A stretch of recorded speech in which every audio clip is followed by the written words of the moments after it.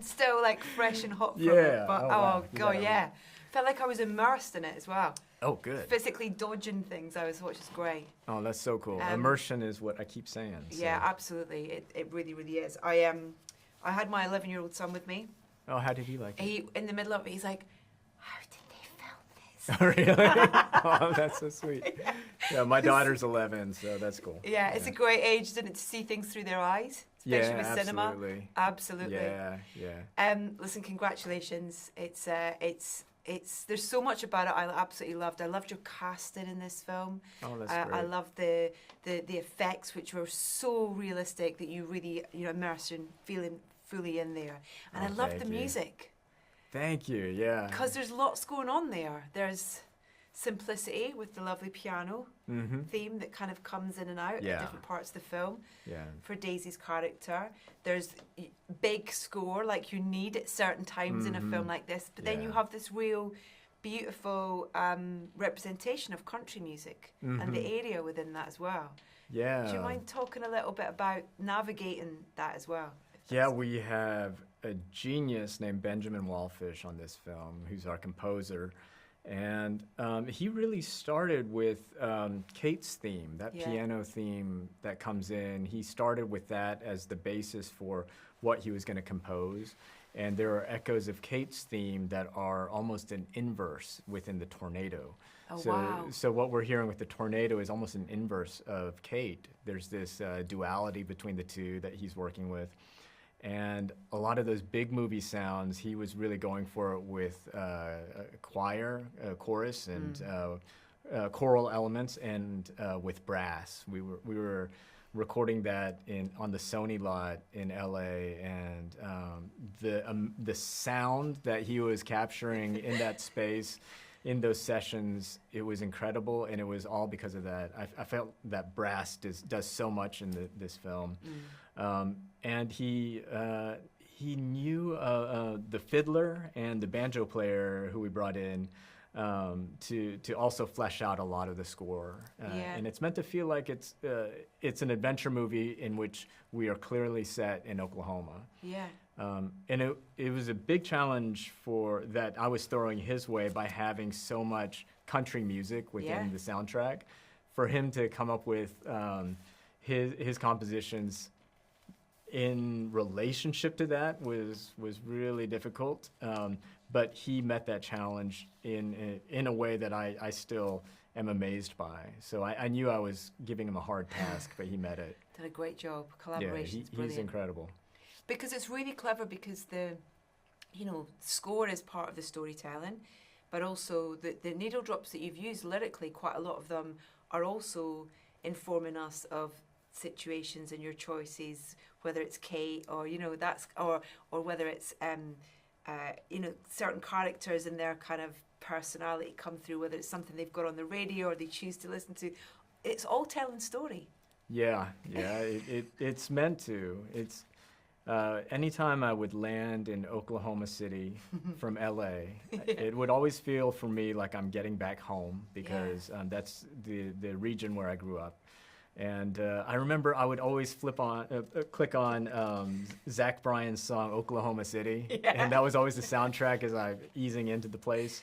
And I just kind of knew that this whole soundtrack needed to be country. Yeah. And I was excited to do that because I'm a big country fan, and we had an excuse where we could do that, and we haven't heard a lot of soundtracks of big action movies that are fully country. Yeah. So that was a neat opportunity. Well, it's nice because it reminds us where we are as well, through the music. Yeah, and those songs also tell us about that process of where we are. Like those songs have so much pride in that place and what that place means on a natural level and also on the level of relationships and home. Yeah, so I just think country music is a really great type of music to talk about that experience. And I love the kind of, obviously this film has history, or it has relatives, I guess is a nice way to kind of put it in terms of that. For you, in terms of deciding on what would be those moments that you wanted to put in a connective tissue between the original film and this. Was that, you know, and it's done so delicately, but so kind of like, I don't know, sort of, it makes you feel good watching the film. If you've seen the original film, you know, it's just those little moments, whether it's Dorothy or whether, you know, all those kind of things. Talk to me a little bit about making those choices and how much you would reference. All of that, yeah, it kind of came out of my own nerdy fandom Right, of that first film, really. It's a total Spielberg thing, though, isn't it, in a way? Do you know what I mean? It's kind of that whole... Yeah, even just the nod to filmmaking. Amblin films, Yeah, even. exactly, Like, even that nod. Like, speaking of Wallfish in the score, like when Kate and Javi are driving in reverse away from that giant tornado, we totally we said we're going to go all Amblin here with the sound and with the way the music is playing, and also the way it ties to the image. Yeah. There was a lot of that was just coming from my joy of those movies, and that's kind of what I wanted to react to and do, and not just do it in an intellectual lip service sort of way, but to really let it be arising out of what I feel. Yeah. Yeah, about those movies. What are your memories, you know, talking about growing up in this area, what are your memories about this world, about that kind of terrifying possibility of what Mother Nature can throw at people and throw at communities? Yeah, I guess in the beginning when we first moved to the farm in Arkansas, I was 5 years old. I keep saying 4 or 5 because I got to go back and look at my notes someday because I can't remember. But when we first moved to there, I remember first I was very scared because our first experience with a tornado coming in the area, we were having to run from it. Oh, wow. And we, as a family, I could tell that my parents had never gone through anything like that. Yeah. You know, and they were recent immigrants from Korea as well, and there aren't really tornadoes in Korea. They don't know what to do in that situation. So it was all part of that strangeness of being in a new place and dealing with Mother Nature that's also trying to do stuff to us. And then eventually what happened living in the countryside was that my experience with all of it turned to more reverence and awe of nature and a deep love for it. I grew up in the woods. I grew up fishing all the time. I grew up being on my own outside. And I would just stand out there as storm clouds would come in. So I think a lot of people in that area have that sort of sense. Yeah. Eventually, you're not really scared of the tornadoes. You know what you're supposed to do, and you have a respect for it, but you also feel this deep sense of awe for it. So I have a lot of affection for that original Twister because it captures those emotions. And I felt like with this one, we could really lean into that sort of reverence for Mother Nature. Yeah, you've really poured that emotion into kind of particularly Kate's, you know, character. Both of them actually, really, you know, in terms of how they feel about this. Yeah, I wanted that commonality between all of them, that they all share that. Yeah. You know, that's something that keeps that. It's an interesting part of their romance too. I feel that it's a shared interest in something that's much bigger than them, and I found that to be kind of a nice romantic quality to their relationship. Yeah, and I love that kind of whole kind of you know, the idea of all this kind of community here all chasing those tornadoes, and how crazy it is to think that they just jump in their cars with their rain max on and kind of head into with their I love tofu stickers and stuff. That really made me laugh. A lot of those people were actual storm chasers who we brought in. Yeah, I think all of those in the gas station scenes, those are all storm chasers. So many of them would tell us, please, just know that if the weather is bad, we're not here because we're going to go chase a tornado.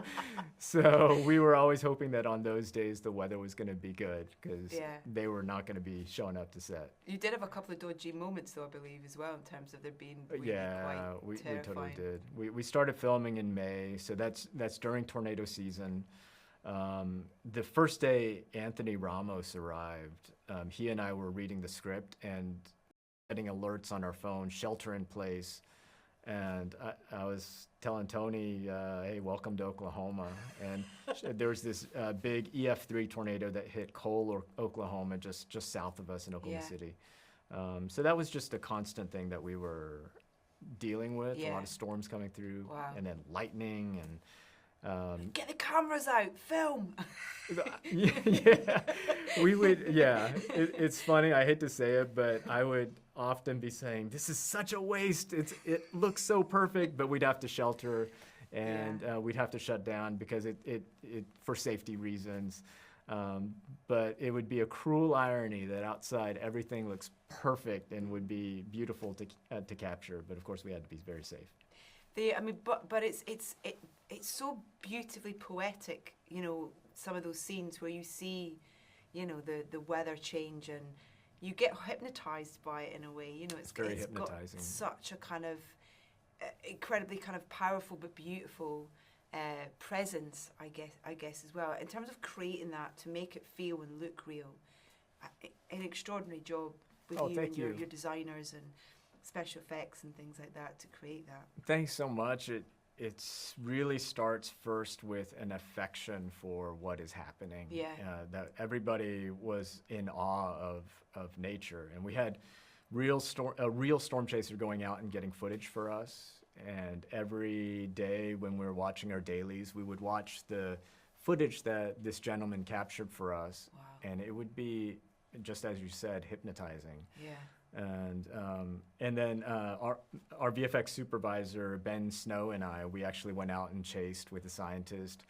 And we got to experience not just seeing a funnel dropping and all these different things that are wild. We also got to feel what that's like on our skin and to be out there. So we knew we had to capture that sense of poetry with it. So we would always talk more about the artistic process in what we were doing with the VFX, special effects, the practical stuff of blowing debris and all this stuff, the leaves that are falling on people in the rodeo, all these tactile things. We were often talking about that on an artistic level, and then we would talk about the technical level of how do we actually execute that. We know what we want it to feel like and look like, but now let's figure out how to execute that. And I guess part of that conversation as well is with experts, so that it's steeped in truth and authenticity of what the real thing feels, looks, sounds. Yeah, like the leaves falling that came straight from Kevin Kelleher, who was he's retired, but he was previously with the National Weather Service, and NOAA. He was one of the directors. I asked him what the weirdest thing he's ever experienced in a tornado was, and he told me that once he was chasing a tornado, he got to a place, and all of a sudden leaves just started to fall out of nowhere, and the air was very still, but just these leaves were falling, and I thought that felt very mystical and interesting, and we put that into the movie. So there are many moments like that where we would start with what we would hear about experiences that people had, and then we put that into the film. And then you kind of going away going, so would that work? Yeah. You know, in terms of kind of what they attempt to do and what it achieves, sort of thing. It's kind of, is that steeped in, you know, diving into meteorologists and what the kind of science is and the research? Yeah, it was kind of fun in that way that we'd start with some anecdotes like the leaves, and then I would throw that question over to our special effects guy, Scott Fisher. I'd say, "Can you make it rain leaves in this place?" And he'd have a lot of fun in figuring out how do we do that, and then he'd come with a plan with how we might execute that sort of thing. But we also relied a lot on people on the ground who were not just scientists, but just had different stories to tell. The first, on a day that we were doing some location scouting, our driver was helping us go to different movie theaters. And there's this big sequence that happens in a movie theater where people are sheltering during a tornado. And he very quietly said to me, "You know what happened to me?" And I said, "What are you talking about?" He said, "I was in a movie theater and a tornado came and..." No. And then on the drive, I kept asking him 1,000 questions, like, what was that like? What did you feel? What did you hear? And all of those things he was saying, all of us are just writing notes down and figuring out, how do we put that into the movie? You know, how do we make the audience feel that change of pressure that he felt in his ears. And, Yeah. the sound that he was hearing of a train, you know, how do we do that? So yeah, I think for him, one specific detail was that he walked out of the theater to see what was going on. He saw a above ground swimming pool. I don't know if you have these here, but this big swimming pool, and was sailing overhead.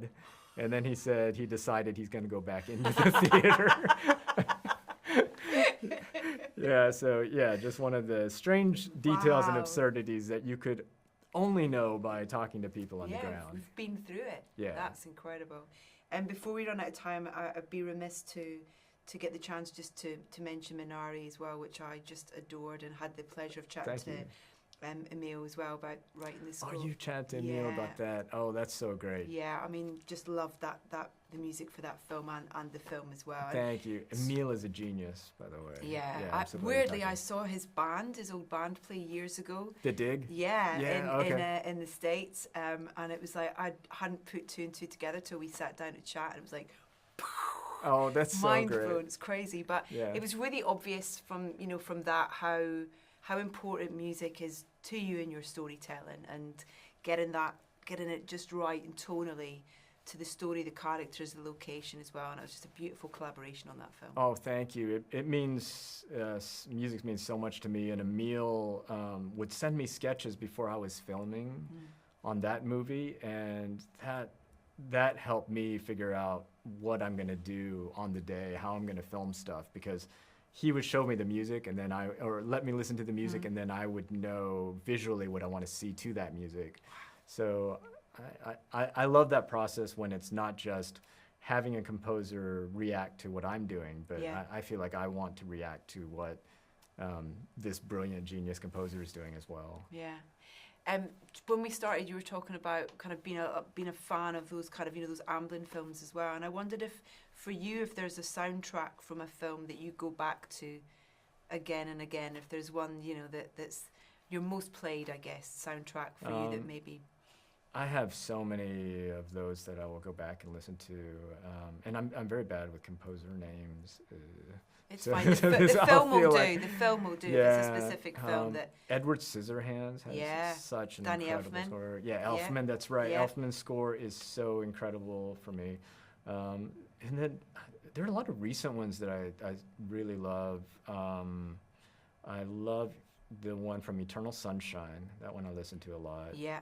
Yeah, and Punch Drunk Love. That Oh one yeah, is- Paul Thomas Anderson. Yeah. yeah. His films, he ends up getting some incredible scores, like The Phantom Thread. I think I listened to that With score Johnny Greenwood. Yeah. Yeah, at the end of my Spotify year, that one, I remember that was Your like most number listened one. to. Yeah, that Yeah. score is gorgeous. I think there's something in that. Same with Emil, that idea of musicians who have been part of bands who Uh-huh. then come into the world of filmmaking to write scores. It's a really interesting connection, I think, that they have with storytelling coming Yeah. from that world. Emil wears his heart on his sleeve, and that really seeps through in his music. Do you Yeah. know that his music went viral a bit on TikTok? I No. don't know if Recently. recently, yeah. So that Minari score, a lot of it's being used by a lot of TikTok creators. Great. Yeah, it's it's really great. Emil And they're was- watching the film as well again, I hope. people are playing that soundtrack or that song to videos that they want to cry to in a way. There's kind of this thing. It's an interesting dive into what people are doing with music, with his music. Yeah. I was just so happy for him that he's getting notice for, how mysterious what he's doing is. That music can be used in so many different ways and repurposed and be a soundtrack to people's lives. Yeah. Well, listen, I'm looking forward to what's next from you as well, and been an absolute joy to get the chance to watch your film today. It really, really has, and great Thanks chatting so to you. much. Thanks Yeah, so this much. was really great. Yeah, lovely chatting to you. Thank you. Thank you so much.